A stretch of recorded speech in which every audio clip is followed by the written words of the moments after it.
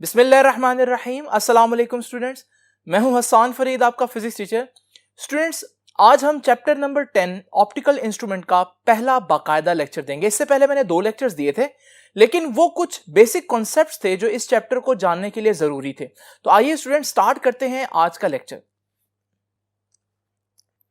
Student, जैसे कि आपको मैंने बताया कि आज जो चैप्टर स्टार्ट कर रहे हैं उस चैप्टर का नाम है ऑप्टिकल इंस्ट्रूमेंट। इंस्ट्रूमेंट्स का तो आपको पता ही है, लेकिन ये ऑप्टिकल इंस्ट्रूमेंट्स कौन से होते हैं? आप लोगों ने देखा पहले लेक्चर में बेसिक कॉन्सेप्ट्स के अंदर मैंने आपको बताया कि लाइट को जब हम स्टडी करते हैं तो 2 बेसिक फिनोमिना जो हम लोग स्टडी करते हैं उनमें एक लाइट की रिफ्लेक्शन है और एक लाइट की रिफ्रैक्शन है। और ये दोनों प्रोसेस जिस इंस्ट्रूमेंट में यूज होते हैं उन्हें हम ऑप्टिकल इंस्ट्रूमेंट कहते हैं। तो यहां से हम डिफाइन कर सकते हैं कि what are optical instruments.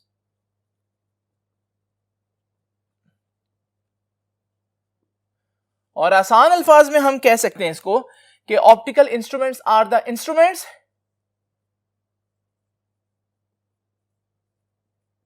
which are made on the principle of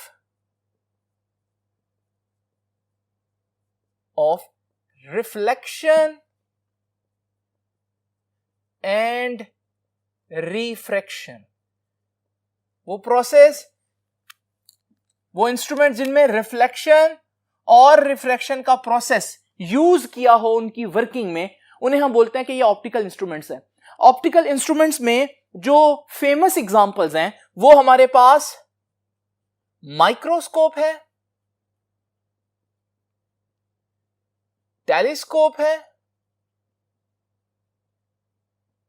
cameras हैं। ये सारे हमारे पास ऑप्टिकल इंस्ट्रूमेंट्स के एग्जांपल हैं। स्टूडेंट्स, उसके बाद हम लोगों ने बहुत इंपॉर्टेंट 2 डेफिनेशन डिस्कस करनी है, जिनमें से पहली डेफिनेशन है नियर पॉइंट की। एक बात मैं आप लोगों को बताता चलूं कि इस लेक्चर में कोई लॉन्ग क्वेश्चन नहीं है, सिर्फ एमसीक्यूज और शॉर्ट क्वेश्चंस की प्रिपरेशन करनी है हम लोगों ने। तो ये पहला शॉर्ट क्वेश्चन जो हमसे पूछा जाता है वो ये है कि नियर पॉइंट क्या है। नियर पॉइंट जो है उसको समझने से पहले हमें आंख का मैकेनिज्म थोड़ा सा अंडरस्टैंड करना पड़ेगा। स्टूडेंट्स, ये ह्यूमन आई का एक स्केच मैंने आप लोगों के सामने बनाया। ह्यूमन आई के अंदर बहुत सी ऐसी चीजें हैं जिनके डिफरेंट नाम हैं, लेकिन हम यहां पर सिर्फ 2 इंपॉर्टेंट चीजों को डिस्कस करेंगे जो आज हमारे आर्टिकल के लिए जरूरी हैं। एक तो इंसानी आंख के अंदर ये लेंस होता है और आप देख सकते हैं ये लेंस जो है ये कन्वेक्स लेंस है। और दूसरा, ये लेयर जरा देखें, इसे बोलते हैं रेटिना। और याद रखिएगा ये वो जगह है जहां पर अगर इमेज बने तो आपको क्लियर नजर आएगा। मिसाल के तौर पर अगर मेरे पास कोई ऑब्जेक्ट पड़ा हुआ इस लेंस से पहले और रेज जो है वो लेंस में से गुजरने के बाद फोकस हो रेटिना पर, तो ये ऑब्जेक्ट आपको बिल्कुल क्लियर नजर आएगा। तो आपको जब तक ऑब्जेक्ट्स क्लियर नजर आएंगे जब तक उनका इमेज जो है वो आंख के अंदर रेटिना के ऊपर बनेगा। ये बहुत इंपॉर्टेंट बात है स्टूडेंट्स। जरा ये जो लेंस है ना, थोड़ा सा इसको फोकस करते हैं। ये लेंस है, बाकी चीजें भूल जाएं। इस लेंस की एक बड़ी जबरदस्त कैरेक्टरिस्टिक है और वो ये कि ये लेंस अपने आप को थिक और थिन कर सकता है। ये लेंस चाहे तो अपने आप को मोटा भी कर सकता है, थिक भी कर सकता है, और चाहे तो अपने आप को पतला भी कर सकता है, थिन भी कर सकता है। ये ऐसा कैसे कर सकता है ये बायोलॉजी में आप पढ़ेंगे कि मसल्स के जरिए करता है, लेकिन बहरहाल हमारे लिए जो बात इंपॉर्टेंट है वो यही है कि ये थिक और थिन कर सकता है। तो अगर ये थिक कर लेगा अपने आप को, तो थिक लेंस आपको पता है लाइट को ज्यादा बेंड करेगा, और लाइट जब ज्यादा बेंड होगी तो लाइट बहुत जल्दी मिल जाएगी किसी पॉइंट पर। लेकिन अगर ये लेंस थिन हो जाएगा तो थिन होने पर, पतला होने पर ये लाइट को इतना बेंड नहीं करेगा, तो लाइट बहुत आगे जाकर मिलेगी। इसका फायदा क्या होगा देखते हैं स्टूडेंट। तो मैं बात कर रहा था कि ये हमारे पास आंख है, इस आंख के अंदर ये लेंस है। सपोज करें ये एक ऑब्जेक्ट पड़ा हुआ है और इसका रिफ्रैक्शन के बाद सीधा इमेज आपके रेटिना के ऊपर बन रहा है। आपको ये इमेज बिल्कुल क्लियर नजर आ रहा है। जरा इमेजिन करें अगर मैं इस ऑब्जेक्ट को आपकी आंख के थोड़ा करीब ले आऊं, अब जब मैं इसको करीब लेकर आऊंगा, अगर मैं लेंस को ना छेड़ूं तो आपको मालूम है कि अब लाइट रिफ्रैक्ट होने के बाद रेटिना पर नहीं बल्कि रेटिना से पीछे जाकर मिलेगी। इस सूरत में जब आप इमेज देखेंगे तो वो इमेज आपको कुछ इस तरह से ब्लर नजर आएगा। लेकिन स्टूडेंट्स, अब आपको मैंने बताया कि इंसान की जो आंख का लेंस है वो बहुत बहुत क्लेवर है। वो क्या करेगा, वो अपने आप को थिक करेगा। जब वो अपने आप को थिक करेगा तो वो लाइट को ज्यादा बेंड कर लेगा, ज्यादा बेंड करके कहां पर फोकस करेगा, रेटिना के ऊपर, और इमेज फिर से शार्प नजर आएगा। आप इस ऑब्जेक्ट को और करीब लाएं, लेंस अपने आप को और थिक करेगा, और ताकि लाइट कहां पर इकट्ठी हो, कहां पर इमेज बने आपका, रेटिना के ऊपर, ताकि इमेज बिल्कुल शार्प नजर आए। तो इसका मतलब आप ऑब्जेक्ट को करीब लाते रहेंगे, लेंस अपने आप को थिक करता रहेगा। लेकिन लेंस के अपने आप को थिक करने की एक लिमिट है ना, उससे ज्यादा थिक नहीं हो सकता। तो एक खास पॉइंट ऐसा आएगा जिस पर जब आप ऑब्जेक्ट को लेकर पहुंचेंगे तो आपके पास लेंस उससे ज्यादा थिक नहीं हो सकता। अब हमारे पास लाइट जो है वो इतनी बेंड नहीं होगी कि वो रेटिना पर इमेज बने। यानी कि हम लोगों ने ये सीखा कि एक खास डिस्टेंस है जिससे आपको ऑब्जेक्ट को आंख से दूर रखना पड़ेगा। मैं फिर कह रहा हूं, एक खास डिस्टेंस पर आपको चीजें क्लियर नजर आएंगी। अगर आप उस डिस्टेंस से भी करीब रख देते हैं ऑब्जेक्ट को तो फिर आपकी आंख उसको फोकस नहीं कर पाएगी। क्यों नहीं कर पाएगी? क्योंकि आपका जो लेंस है वो उतना थिक नहीं कर पाएगा अपने आप। कम से कम डिस्टेंस जिस पर आपको ऑब्जेक्ट क्लियर नजर आए, इसे हम बोलते हैं नियर पॉइंट। तो याद रखिएगा स्टूडेंट्स, ये नियर पॉइंट की डेफिनेशन हमारे पास क्या बनी कि near point is the minimum distance, कम से कम डिस्टेंस है, minimum distance of distinct vision. Distinct का मतलब होता है वाजे, डिस्टिंक्ट विजन, वाजे देखने का कम से कम फासला आंख से, उसे हम बोलते हैं ये इंसानी आंख का नियर पॉइंट है। याद रखिएगा, जो इंसानी आंख का नियर पॉइंट है नॉर्मल पीपल का, वो है 25 सेंटीमीटर। यानी अगर एक नॉर्मल शख्स किसी ऑब्जेक्ट को कम से कम कितना दूर रखे तो उसकी आंख फोकस कर पाएगी, तो हम कहेंगे 25 सेंटीमीटर। अगर उसने 25 सेंटीमीटर से करीब रख लिया, जैसे मैं आपको कहता हूं कि एक किताब जो है वो आपके बिल्कुल यहां रखता हूं, मैं कहता हूं कि इसको आप पढ़ें, आप इसको नहीं पढ़ पाएंगे, आप इसको दूर लेते जाएंगे, एक वक्त आएगा कि आप उसको पढ़ना शुरू कर देंगे। वो पॉइंट जो है वो नियर पॉइंट है। और ये डिस्टेंस 25 सेंटीमीटर है जनरली अगर हम बात करें नॉर्मल ह्यूमन बीइंग्स के लिए। और नियर पॉइंट में एक और बहुत इंपॉर्टेंट बात है, और वो ये कि near point increases with age. उम्र के साथ साथ ये नियर पॉइंट 25 सेंटीमीटर से भी ज्यादा होना शुरू हो जाता है। यानी कि अगर मैं एक बिल्कुल नॉर्मल ह्यूमन बीइंग हूं, जवान हूं, तो मैं 25 सेंटीमीटर पर कोई चीज बिल्कुल क्लियर पढ़ सकता हूं।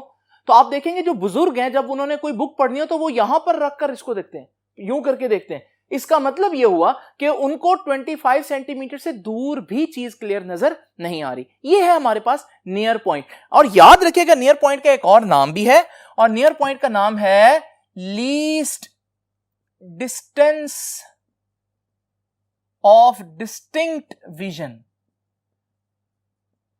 डिस्टिंक्ट विजन का, वाजे विजन का, वाजे देखने का कम से कम फासला। ठीक है जी।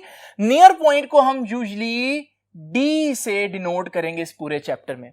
नाउ स्टूडेंट्स, ये तो हो गया थोड़ा सा नियर पॉइंट के बारे में। नियर पॉइंट जो है वो आपकी बुक ने यहां पर डिस्कस भी किया हुआ है, और ये सारी बातें जो मैंने आप लोगों को बताई हैं ये उन्होंने डिस्कस की हैं। अब यहां पर दो वर्ड्स हैं जो बड़ी इंपॉर्टेंट है, जो ब्लर एंड फजी। ये बता रहे हैं कि जब आपके ऑब्जेक्ट नियर पॉइंट से भी करीब पड़ा हो तो फिर आपकी आंख उसको ब्लर और फजी देखेगी, उसको फोकस नहीं कर पाएगी। नाउ स्टूडेंट्स, यहां एक और पॉइंट भी है जिसको बुक ने जिक्र नहीं किया लेकिन मैं जरूर करूंगा, और वो पॉइंट है नियर पॉइंट का opposite far point.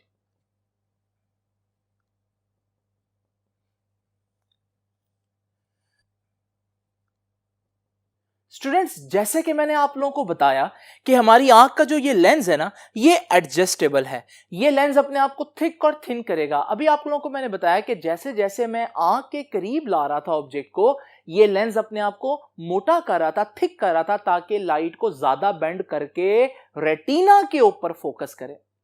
Now student जरा इमेजिन करें, अगर मैं ये ऑब्जेक्ट जो बिल्कुल रेटिना के ऊपर फोकस हो रहा है, मैं इसको बिल्कुल थोड़ा सा पीछे ले जाता हूं।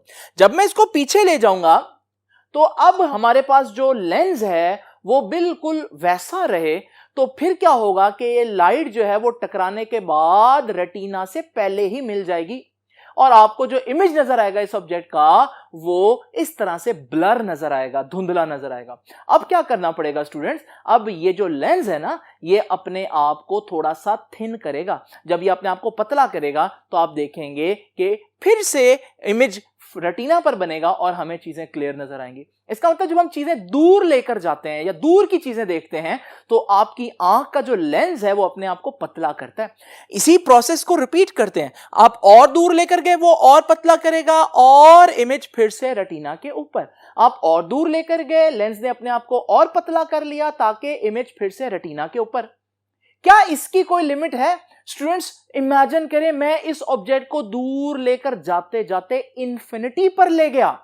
जब मैं इतना दूर लेकर चला गया कि इंफिनिटी पर आ गया तो इस सूरत में भी मैंने देखा कि लेंस ने अपने आप को इतना पतला किया कि उसने इमेज कहां पर बनाया, रेटिना के ऊपर। ये जो हमारे पास कॉन्सेप्ट है इसे हम बोलते हैं फार पॉइंट, यानी कि दूर से आने वाली चीज कितनी दूर से आ रही हो आपकी आंख उसको फोकस कर लेगी। तो हमने देखा इंफिनिटी से भी आ रही हो तब भी फोकस हो जाएगा। तो यहां से हम लोगों ने क्या सीखा कि जिस तरह से करीब देखने की एक हद है, इस तरह से हम ढूंढ रहे थे कि दूर देखने की कोई हद है, तो हमने देखा दूर देखने की कोई हद नहीं। अगर आपकी जो विजन है वो क्लियर है तो याद रखिएगा इंफिनिटी से आने वाली रेज भी आप रेटिना के ऊपर फोकस करवा सकते हैं अपनी आंख से। इसे बोलते हैं फार पॉइंट। तो फार पॉइंट क्या हुआ कि ये वो डिस्टेंस हुआ, आप इसे कह सकते हैं ना कि minimum distance of distinct vision, इसे आप बोल सकते हैं maximum distance of distinct vision.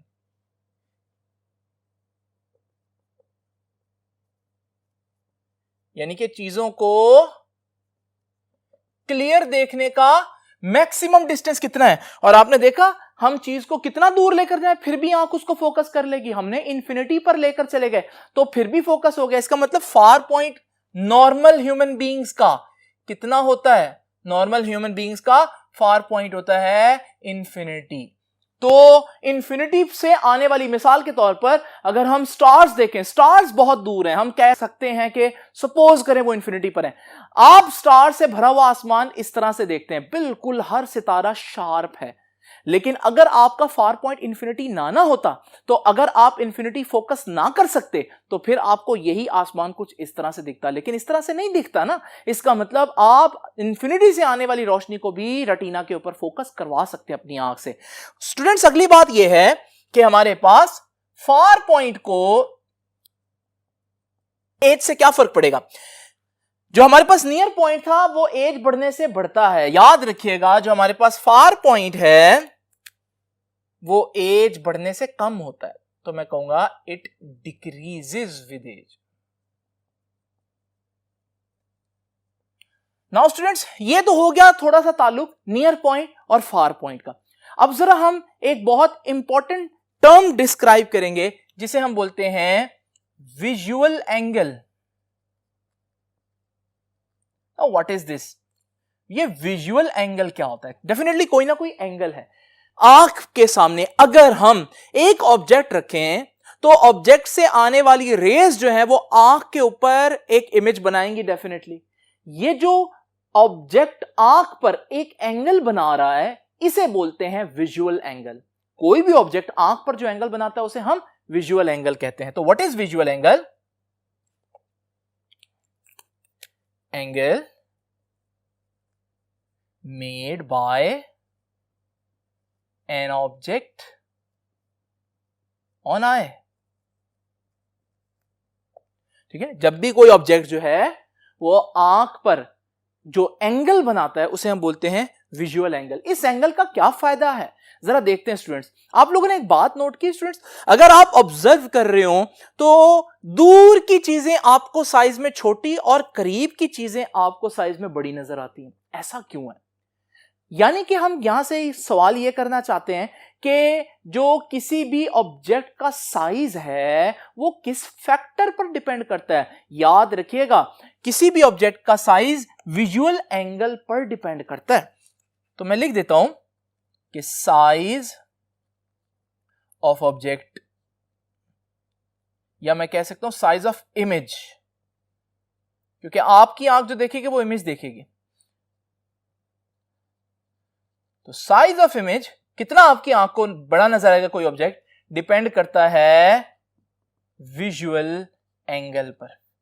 अगर कोई ऑब्जेक्ट आपकी आंख पर बड़ा एंगल बनाएगा तो वो बड़ा नजर आएगा, और अगर छोटा एंगल बनाएगा तो छोटा नजर आएगा। यही वजह है जब चीजें दूर पड़ी हों तो दूर पड़े होने पर सपोज करें ये एंगल बनाया उसने, अब अगर आप इस ऑब्जेक्ट को आहिस्ता आहिस्ता करीब लेकर आएंगे तो आप देखेंगे आंख पर बनने वाला एंगल बड़ा होता जा रहा है। तो यहां से बड़ा होता जा रहा है एंगल, इसकी वजह से आपको यह करीब आने पर बड़ा नजर आएगा। तो कोई ऑब्जेक्ट आपको कितना बड़ा या कितना छोटा नजर आएगा डिपेंड करता है कि वो आंख के ऊपर एंगल क्या बना रहा है। और याद रखिएगा ये बात आपकी बुक ने जरा साइड पर डिस्कस की है, तो ये बड़ी इंपॉर्टेंट बात है। ये दोनों डायग्राम्स भी बनी हुई है, इसको भी आप लोग देख लीजिएगा।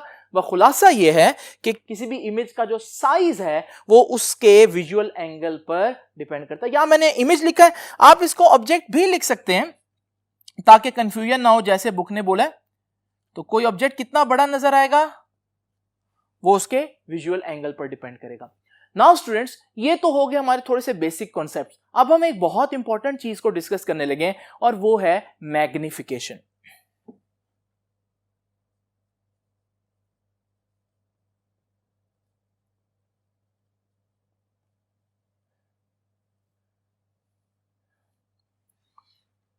नाउ स्टूडेंट डिस्कस करते हैं कि मैग्निफिकेशन क्या होती है।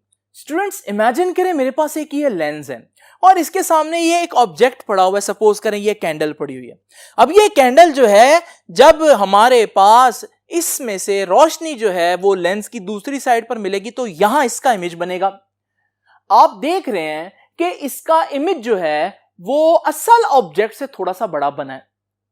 अब यहां पर कितना बड़ा बना है ये देखने के लिए हमारे पास एक क्वांटिटी है जिसे हम बोलते हैं मैग्निफिकेशन।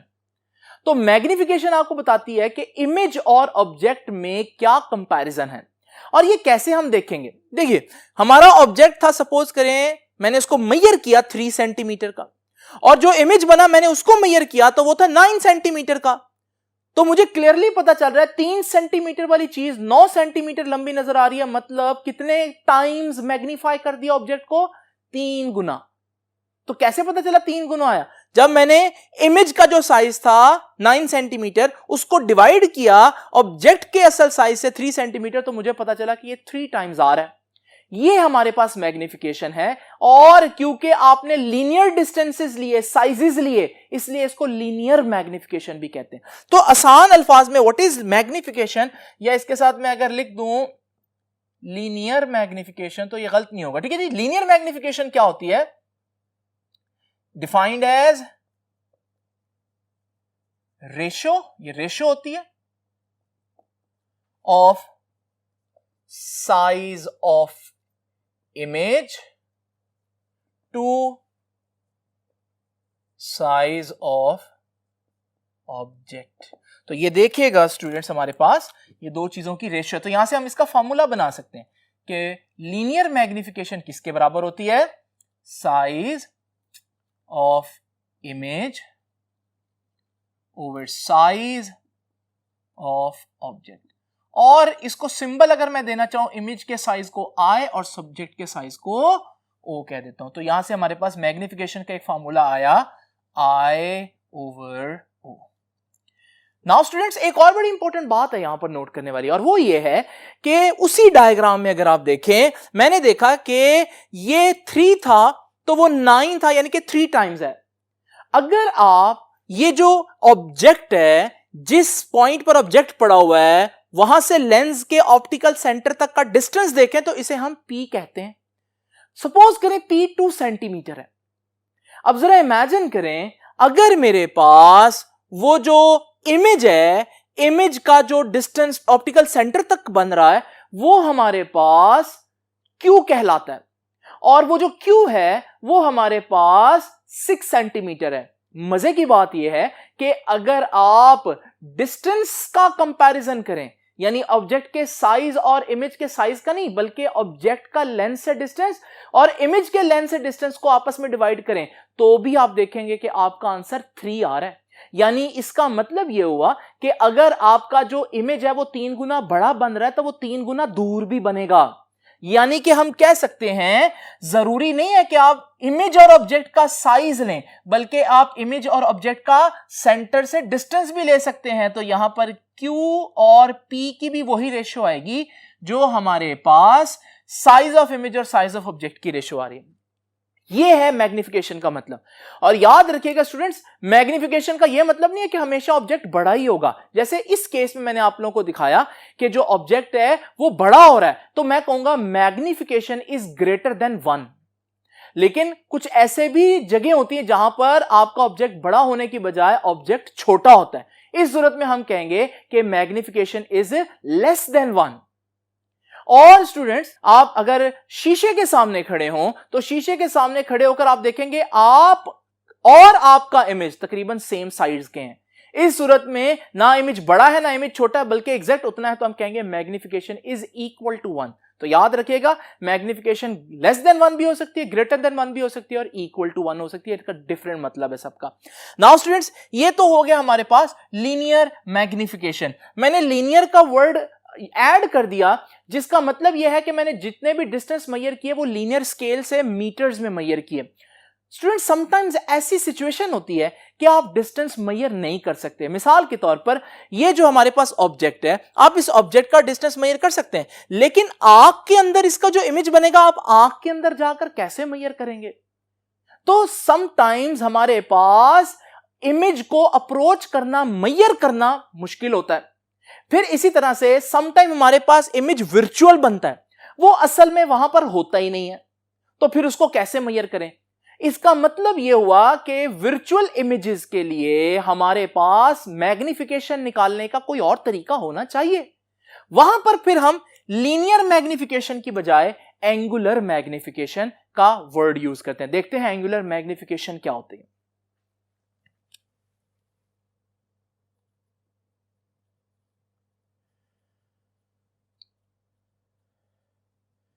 सबसे पहले तो एंगुलर मैग्निफिकेशन का एक और नाम नोट कर लें, और वो है मैग्नीफाइंग पावर।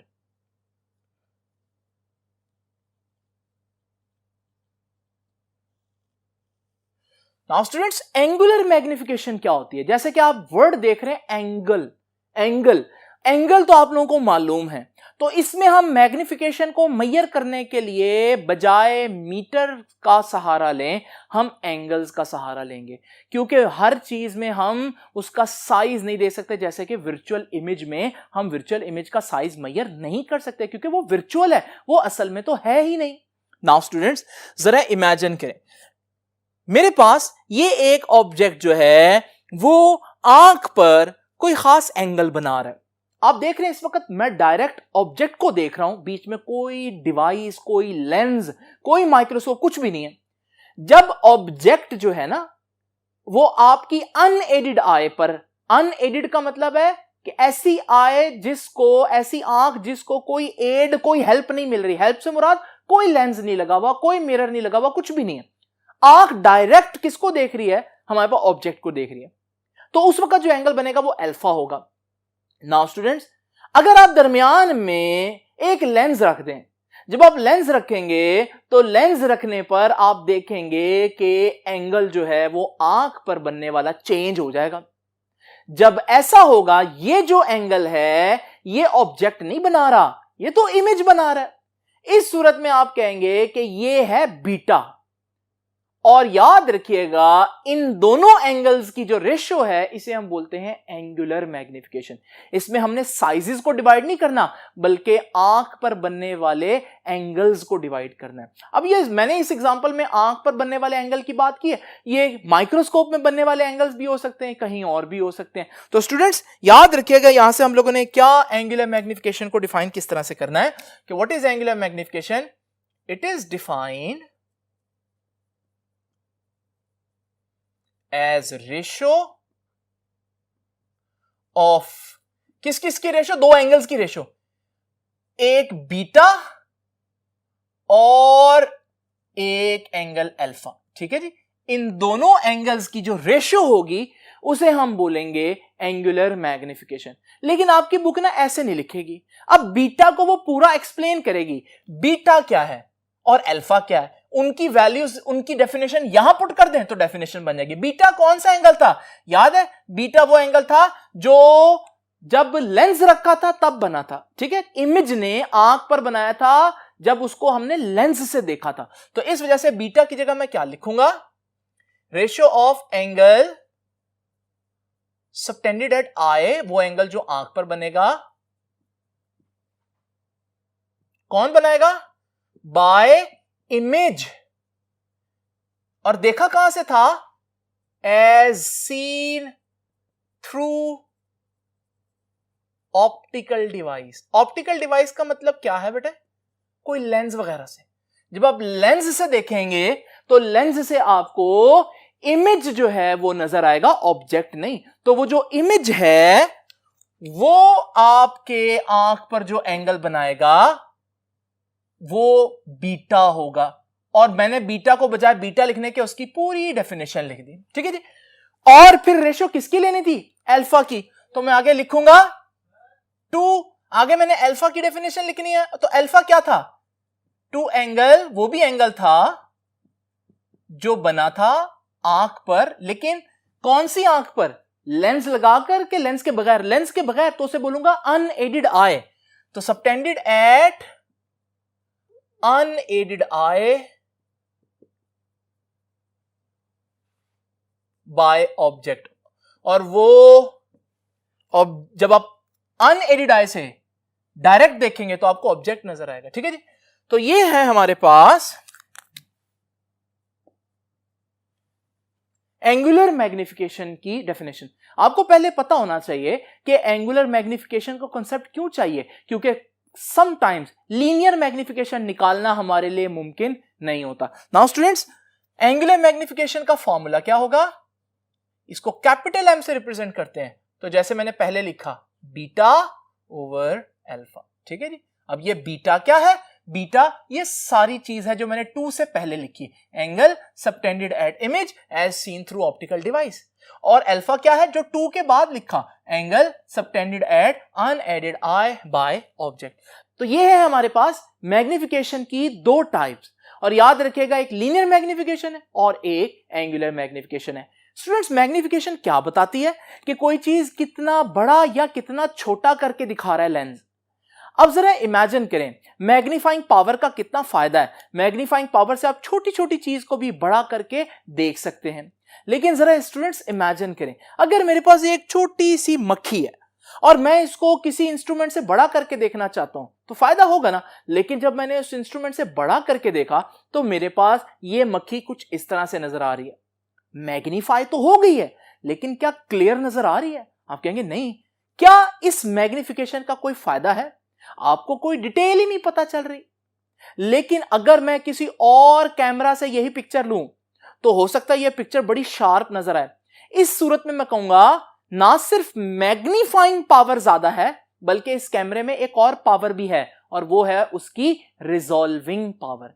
तो रिजॉल्विंग पावर क्या होती है? बेसिकली रिजॉल्विंग पावर में आपकी जो डिवाइस है वो छोटी छोटी डिटेल भी दिखा सकती है, ना सिर्फ मैग्नीफाई कर सकती है बल्कि डिटेल भी दिखा सकती है। और खाली मैग्निफिकेशन किसी काम की नहीं है, ये आपकी बुक कहते भी है। ठीक है, तो हमारे पास वो कहेगी कि magnifying power alone is of no use. खाली मैग्निफिकेशन किसी काम की नहीं है जब तक कि आपका इमेज जो है वो शार्प नहीं बन रहा, जब तक कि उसकी माइनर डिटेल्स नहीं नजर आ रही। तो मैग्नीफाइंग पावर के साथ साथ एक और पावर जरूरी है और वो क्या है? Resolving power. तो स्टूडेंट्स सबसे पहले तो मैं रिजॉल्विंग पावर को डिफाइन करूंगा।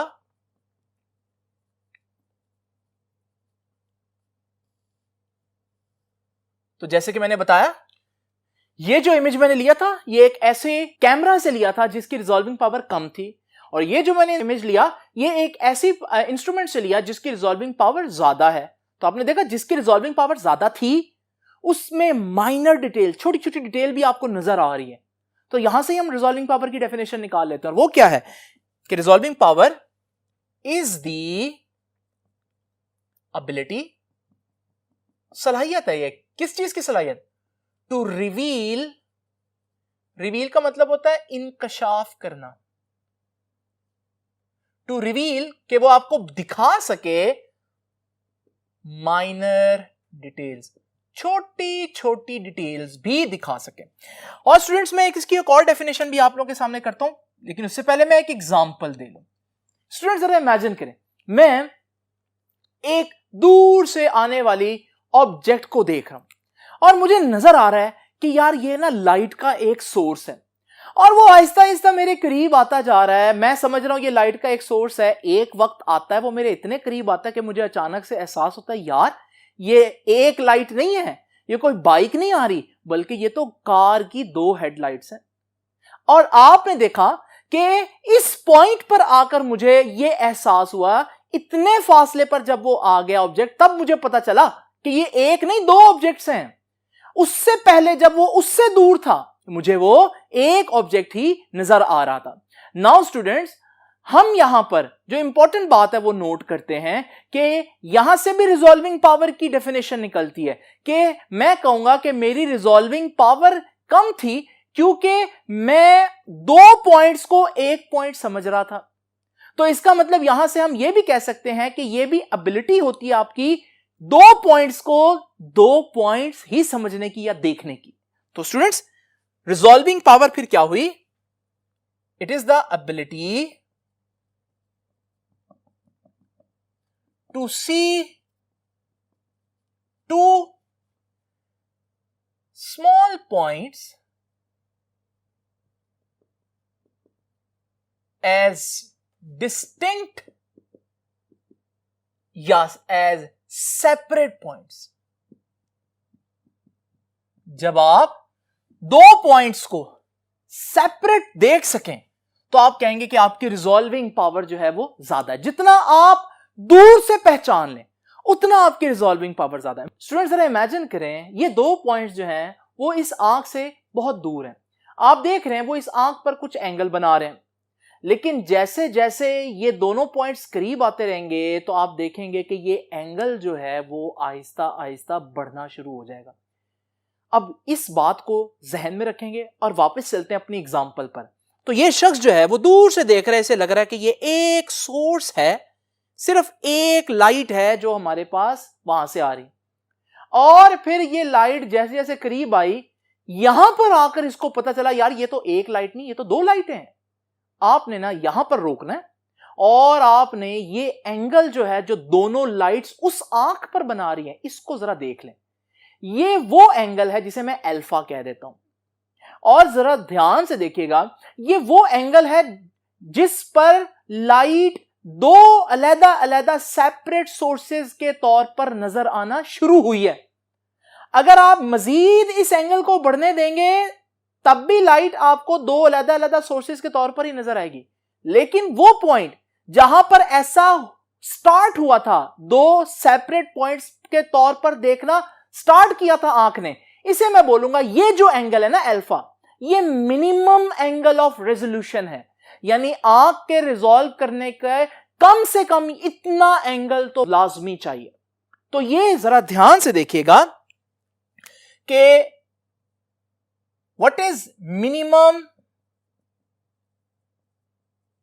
Angle of resolution? Alpha minimum. तो मिनिमम एंगल ऑफ रेजोल्यूशन क्या होता है? तो स्टूडेंट्स अभी मैंने आपको बताया कि ये वो कम से कम एंगल होता है जिस पर 2 ऑब्जेक्ट सेपरेट नजर आ सकते हैं। ठीक है जी, तो हम कहेंगे minimum angle at which two small points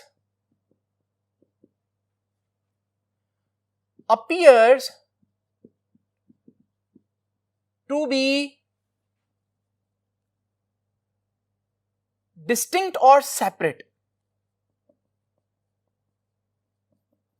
कम से कम एंगल जिस पर आपको दो ऑब्जेक्ट्स सेपरेट नजर आए या रिजॉल्व्ड नजर आए, आपकी आंख उनको दो देख पाए, उसे हम बोलते हैं कि ये मिनिमम एंगल ऑफ रेजोल्यूशन है। अब स्टूडेंट्स, इस एंगल का रिजॉल्विंग पावर से क्या ताल्लुक है? बड़ी आसान सी बात है। अब यहां दो सिनेरियोज हम लोगों ने डिस्कस करने, जरा देखिएगा। हमारे पास ये एक शख्स है, पहले इसकी बात करते हैं। ये दूर से देख रहा है कि एक सोर्स आ रहा है, वो सोर्स इसके करीब आता गया, एक वक्त आया इसको पता चल गया कि ये एक नहीं बल्कि दो सोर्स हैं। यहां रोकते हैं, जरा देखते हैं ये कितनी दूरी से इसको पता चल गया। तो हमने देखा अभी गाड़ी इससे तकरीबन 500 मीटर दूर थी और इसने पता लगा लिया, या इसकी आंख ने रिजॉल्व कर लिया इमेज कि ये एक नहीं ये दो ऑब्जेक्ट्स हैं। और इस वक्त 500 मीटर से दूर इसका ये एंगल बनेगा। अब जरा इमेजिन करें दूसरा सिनेरियो। हमारे पास जो दूसरा सिनेरियो है उसमें उस शख्स ने देखा कि एक सोर्स आ रहा है और जैसे जैसे वो सोर्स करीब आया, वो सोर्स जब 200 मीटर करीब आ गया तब जाके उसे पता चला यार ये तो एक नहीं बल्कि दो डिफरेंट सोर्सेज हैं। अब यहां पर जो एंगल बन रहा है इसको भी नोट कर लें। नाउ स्टूडेंट्स, मैं आपसे पूछता हूं इनमें से किसकी रिजॉल्विंग पावर ज्यादा है? जिसने 500 मीटर दूर से पहचान लिया कि ये दो ऑब्जेक्ट्स हैं, या जिसने सिर्फ 200 मीटर दूर से जाकर पहचाना कि ये दो ऑब्जेक्ट्स हैं? तो आप फौरन कहेंगे सर ये जो पहला केस था ना जिसमें उस बंदे को 500 मीटर दूर से ही पता चल गया था, तो ये ज्यादा रिजॉल्विंग पावर है। उस बंदे की रिजॉल्विंग पावर कम है क्योंकि उसको गाड़ी को 200 मीटर करीब आने पर तब जाकर पता चला कि ये तो एक नहीं बल्कि दो लाइट्स हैं। तो स्टूडेंट्स, यहां से हमने ये देखा कि वो जिसका दूर था सोर्स, जिसने दूर से पहचान लिया था, उसका मिनिमम एंगल ऑफ रेजोल्यूशन कम था। और जब एंगल ऑफ रेजोल्यूशन कम होगा और हम कह रहे हैं उसकी रिजॉल्विंग पावर ज्यादा है, तो यहां से क्या रिलेशन निकला कि रिजॉल्विंग पावर और मिनिमम एंगल ऑफ रेजोल्यूशन एक दूसरे के इनवर्स होते हैं। तो हम कह सकते हैं कि resolving power is equals to reciprocal of alpha minimum. ये बहुत इंपॉर्टेंट है, ये है इसकी तीसरी डेफिनेशन। तो ये एक डेफिनेशन ये थी, एक डेफिनेशन ये थी, अब एक डेफिनेशन ये है कि what is resolving power? Reciprocal of alpha minimum. आप अल्फा मिनिमम ऐसे लिख लो, या अल्फा मिनिमम की ये सारी definition, reciprocal of minimum angle at which two small point, वो सारी बात जो मैंने लिखवाई। तो आप देख रहे हैं तीन डेफिनेशंस हैं और हमारे पास ये डेफिनेशन ज्यादातर फोटोग्राफी में यूज होती है। ये डेफिनेशन जो है वो हमारे पास माइक्रोस्कोप, टेलीस्कोप में यूज होती है। ये डेफिनेशन जो है ये मैथमेटिकल डेफिनेशन है, इसमें मैथ्स आ गया, इसमें फॉर्मूला आ गया। तो स्टूडेंट्स, ये सारी डिफरेंट बातें। अब जरा तवज्जो कीजिएगा, जब हम टेलीस्कोप्स की बात करते हैं तो टेलीस्कोप्स में ये जो अल्फा मिनिमम है ना, इसको याद रखना आप लोगों ने। इसकी वैल्यू हमें मालूम है और इसकी वैल्यू है 1.22 लैम्डा ओवर डी, ये अल्फा मिनिमम की वैल्यू। तो फिर रिजॉल्विंग पावर की वैल्यू क्या होगी? रिजॉल्विंग पावर क्योंकि उसका उल्ट होता है, तो ये 1.22 लैम्डा ऊपर है, इसमें नीचे आ जाएगा, और ये डी नीचे है, ये ऊपर चला जाएगा। ये है स्टूडेंट्स रिजॉल्विंग पावर का फॉर्मूला। और आप देख सकते हैं किसी भी चीज की रिजॉल्विंग पावर किसी भी टेलीस्कोप की दो चीजों पर डिपेंड करती है, लेंस के डायामीटर पे। आप जितना डायामीटर लेंस का ज्यादा लेंगे उतना वो लेंस ज्यादा लाइट कैप्चर करेगा। ज्यादा लाइट कैप्चर करेगा तो आपका जो इमेज है उसमें ज्यादा डिटेल होगी। मिसाल के तौर पर आप जब बड़े फोटोग्राफर्स को देखते हैं तो उनके जो कैमराज हैं उनके लेंस बहुत बड़े होते हैं। इतने बड़े लेंस का क्या फायदा है, ज्यादा लाइट आएगी तो ज्यादा डिटेल होगी, ज्यादा डिटेल होगी तो रिजॉल्विंग पावर ज्यादा होगी। दूसरी बात याद रखिएगा, रिजॉल्विंग पावर का वेवलेंथ से इनवर्स रिलेशन है, यानी जितनी वेवलेंथ कम उतनी रिजॉल्विंग पावर ज्यादा, इनवर्स। तो सबसे वेवलेंथ कम किसकी है, ब्लू की। तो याद रखिएगा for blue light resolving power is maximum. ठीक है, तो ब्लू लाइट कम डायफ्रैक्ट होती है, ये चैप्टर नंबर 9 से इसका कॉन्सेप्ट का ताल्लुक है, डायफ्रैक्शन से। तो बहरहाल ये आप उसको वहां पर ही देखिएगा। रिजॉल्विंग पावर का बहुत जबरदस्त फार्मूला है ये टेलीस्कोप्स के लिए। नाउ स्टूडेंट जरा तवज्जो कीजिएगा, आपकी बुक ने रिजॉल्विंग पावर के 2 फार्मूले और डिस्कस किए और आपने सिर्फ उनको एज इट इज लिख लेना है और ये एमसीक्यूज में पूछे जाते हैं। ये 2 फार्मूले आपकी बुक में यहां पर डिस्कस किए। एक ऊपर वाला फार्मूला है लैम्डा ओवर डेल्टा लैम्डा और एक निचला फार्मूला है n मल्टीप्लाई बाय m। और ये दोनों फार्मूले किसके लिए हैं, डायफ्रैक्शन ग्रेटिंग के लिए हैं। ये जो फार्मूला मैंने अभी आपको बताया ये टेलीस्कोप के लिए, और वो जो 2 फार्मूले हैं वो डायफ्रैक्शन ग्रेटिंग के लिए। उनको सिर्फ आप लोगों ने एमसीक्यू के लिए जो है वो अच्छी तरह से याद कर लेना है। लेकिन आप लोगों ने ये ध्यान रखना है कि ये जो हमारे पास इस फार्मूले में n मल्टीप्लाई बाय m है, ये जो n है ये नंबर ऑफ रूलिंग्स हैं, उस स्लिट के ऊपर कितने छोटे छोटे सुराख या कितने छोटे छोटे स्लिट्स हैं, और m जो है वो ऑर्डर ऑफ डायफ्रैक्शन होता है। स्टूडेंट्स ये था आज का आर्टिकल। आई होप आपको बहुत सी चीजें समझ में आई होंगी। आपसे मुलाकात होगी अब इंशाल्लाह नेक्स्ट लेक्चर में। तब तक के लिए अल्लाह हाफिज।